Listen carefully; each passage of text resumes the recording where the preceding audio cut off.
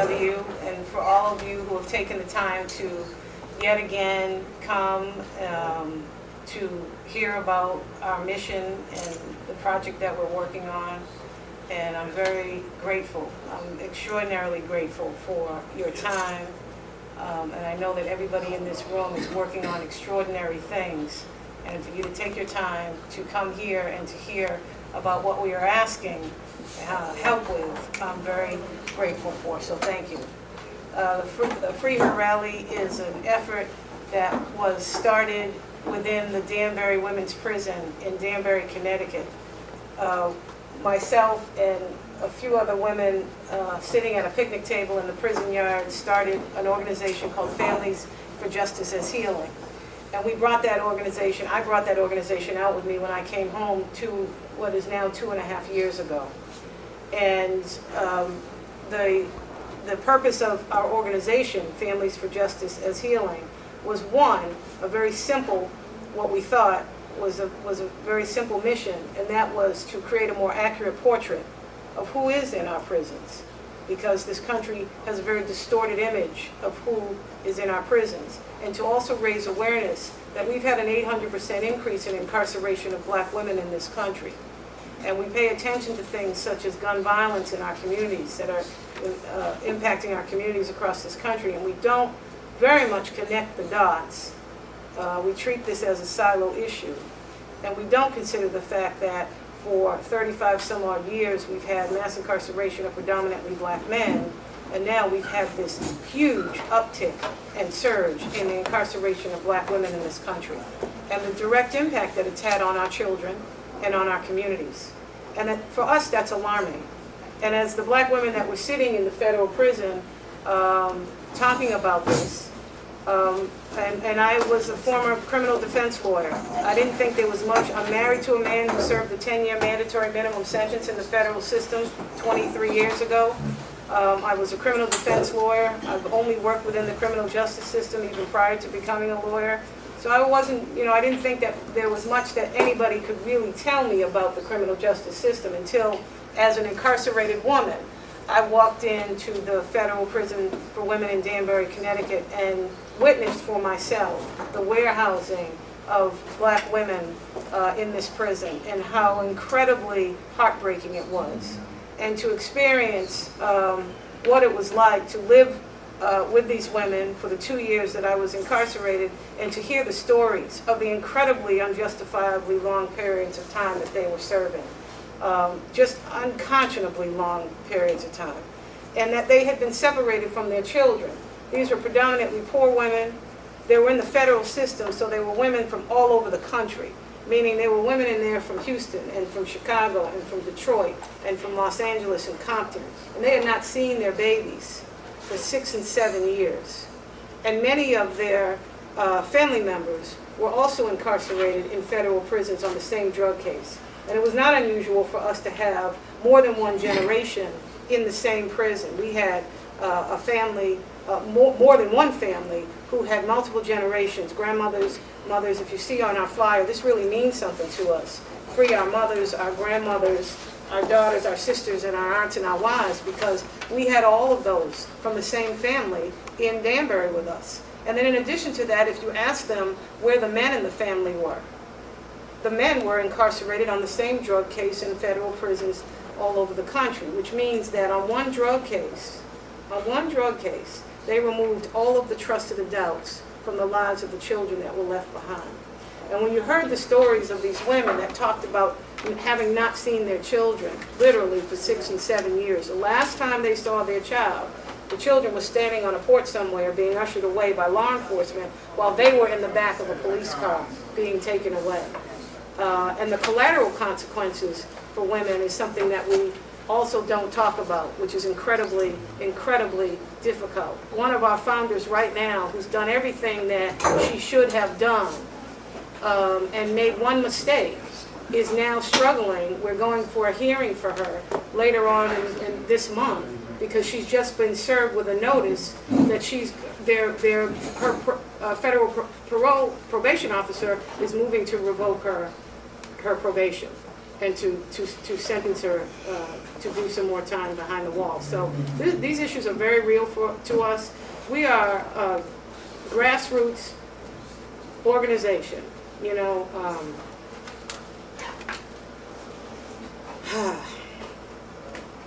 The day I left Danbury, there's a hill on the top of the driveway, and there's a hill, and as I came out of the area of the prison where they release you from, and my family was waiting, where they make you wait in the parking lot. And as I'm walking toward them, I heard all these kind of screams, and these people were calling out. And the women had come out of the prison, and they were standing all the way down the hill. And they were waving towels, and they were waving T-shirts, and they were yelling to me. And they said, "Don't you forget us. You told us that you were going to tell people about this, and don't you forget us." And I promised them before I left that prison that I would not forget them, and I will never forget that image in my mind where they had come out on that hill to remind me before I got in the car and left that I had a responsibility. And so I carry that with me every single day. The Free Her Rally is in the notice of the Free Her Rally has gone into every single women's federal prison across this country. These sisters have been incarcerated for 10, 15, some 20. Grandma Phyllis Hardy has been in prison for 22 years for a nonviolent drug offense. She's 70 years old, and we're trying to bring her home. Socorro Verone is a young woman who's never had a criminal record before, and she's been incarcerated for 7 years on an 11.5-year sentence. We're trying to bring Socorro home. And on April 23rd, President Obama made an announcement through the Deputy Attorney General that his administration would consider the commutation of people in the federal system serving nonviolent drug offenses. They created 6 criteria. Some of them are extraordinarily harsh, the harshest being that you have had to serve 10 years of your sentence. Well, 10 years is too long. And it has essentially, although we're happy because we have just as many women on our list that we are submitting commutation packets for, we have just as many more that had served 10 years, but we have quite a few young mothers who have been incarcerated for 5, 6, and 7 years. They are first-time nonviolent offenders, and they don't need to sit there for another 6 and 7 years until they are considered for commutation. So essentially we're saying to President Obama, you've put a mandatory minimum on commutation consideration. And that is something that we have to raise our voices about. And we have got to come together. It's even more important now. We have received phone calls from folks who said, well, you got what you asked for, they're going to commit. Well, not really. Not really. We need to come. The women in the federal system know that this event is happening, and we hope that we can just stand for the women in our community that cannot stand for themselves and really, really deserve to be reunited with their children, allowed to return to their communities, and to begin a healing process. And one thing that I did learn, that I did not, I say that I didn't think anybody could teach me about anything about the criminal justice system with all of my personal and professional experience. But one thing that I did learn that I am absolutely clear about right now, and that is that prison will never be the answer. Prisons are dehumanizing and inhumane, and they break you down. It took me a year, with all of the resources that I had, it took me a year to get myself together, to articulate a complete sentence, to be able to come back and get my legs underneath me and start my life over again. It was incredibly difficult. And most of the women who are coming home don't have that. They have no money, they have no house, they've lost their children, they have a criminal record that precludes them from getting assistance to get all of those things. They don't have employment, and it's just wrong. So I'm very encouraged. We've received an unbelievable amount of support because of IBW. Because prior to Dr. Daniels and meeting Roz and IBW in Denver, we were walking this path alone.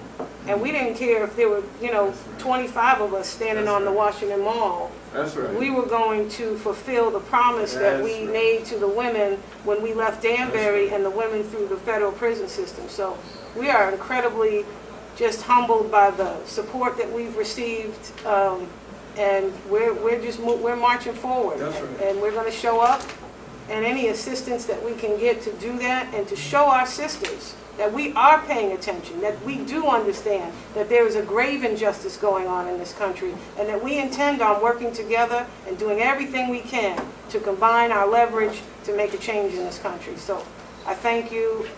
Again, I see my brother Charles has come in the room, incredibly supportive of us. I'm grateful. Charles, thank you. Just because he's been there from day one, just as a shoulder for me to like not know what I'm doing with.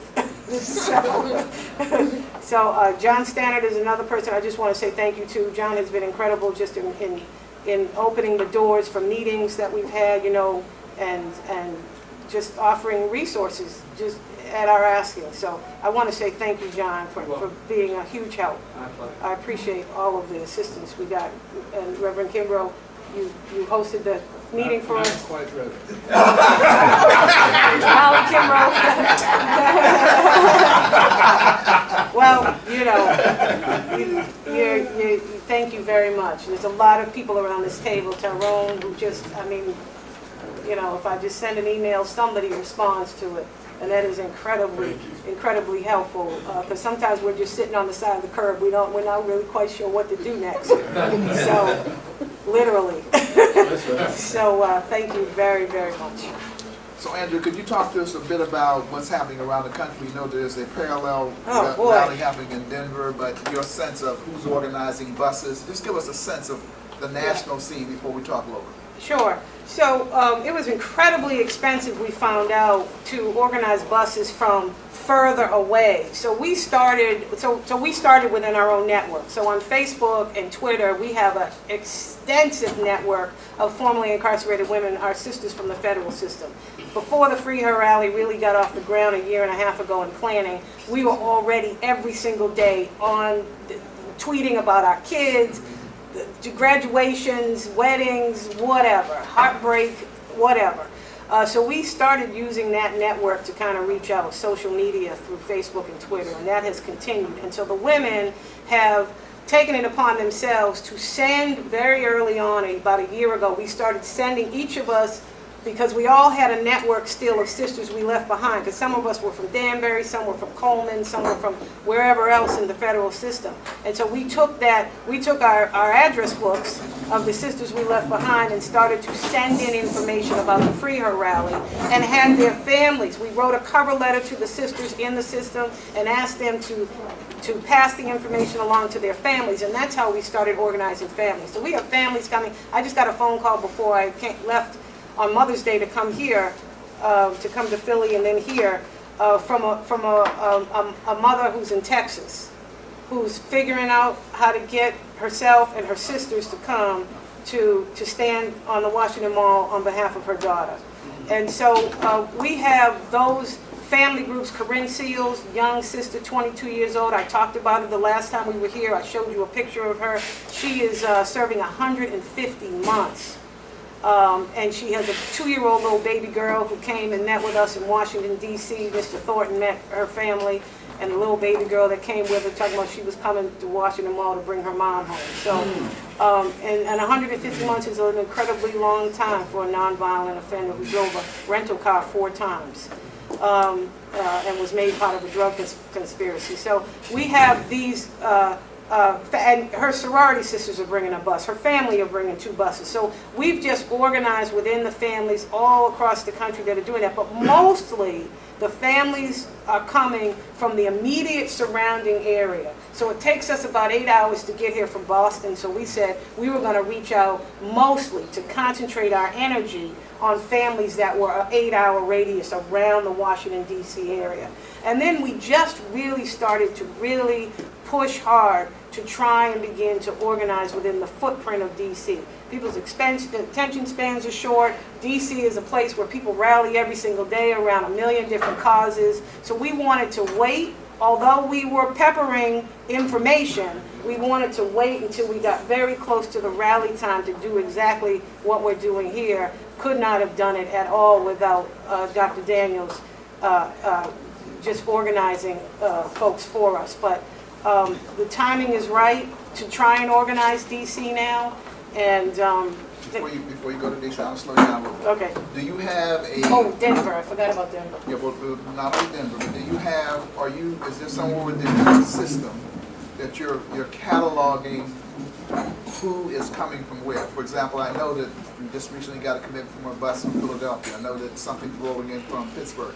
Do you have a sense of what that looks like? Do you have somebody coordinating that piece of it to where that information is being received, and so people are being instructed where to come and when that's... So we waited, last week we had our final meeting with the National Park Service and received the commitment for the Sylvan Theater, and until we had that commitment and we got the bus plan, we got a map with where the buses can pull in, where they can park. We're about to make all of that public on a web page for the rally so that the buses know where we're going. So now, and also we have a group of interns that are with my organization in Boston at Families for Justice Healing starting at the last week in May.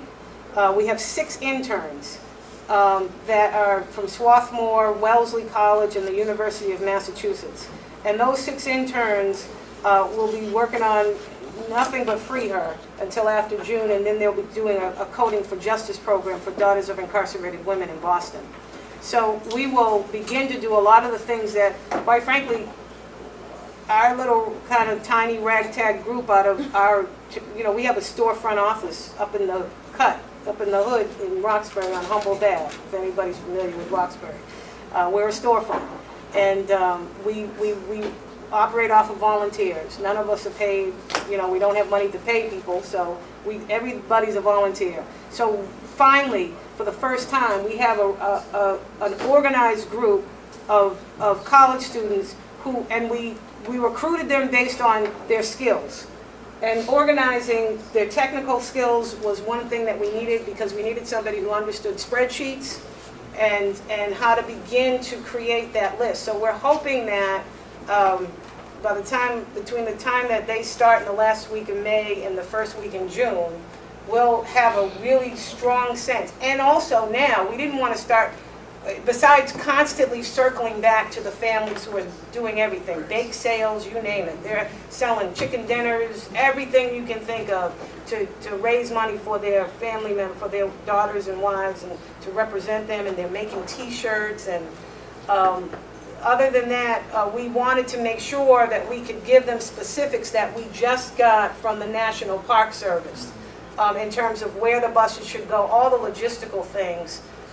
We wanted to be able to provide for them. So we have that now, and I'll be doing a lot of putting that together prior to the students coming in. But we have a good solid group, another group, Boston Feminists for Liberation, who is an already well-established, organized, crazy group of young people in Boston who are working on the issue of mass incarceration and women. And they've volunteered. They're helping us immensely, just in huge ways. So we should have that information. To answer the question, no. No, you did answer the question.